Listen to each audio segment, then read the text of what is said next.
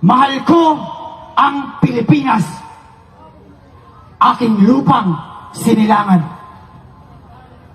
Kumpara sa kalayaan ng bayan, buong puso ko tong pag-aalayan.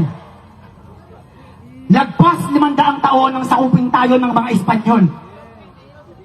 At 80 taon naman ang nakalipas mula nang makawala tayo sa kamay ng mga Hapon. Ngunit, hanggang ngayon, patuloy pa din tayo nakakulong. Mahirap at naghihikahos.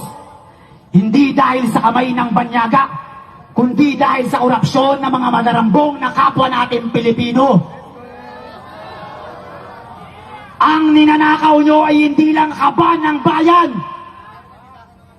At may iniidolo sila na isang rapper na parang nabudyok sa kanila na pumunta doon tapos magsuot ng black na uniforme, magtakip ng mukha, maglagay ng face mask o kaya bonnet, kasi nga yung sa filosofya nila na no face, no case. Yun po yung initial po na nakuha natin sila sa pakikipag-usap.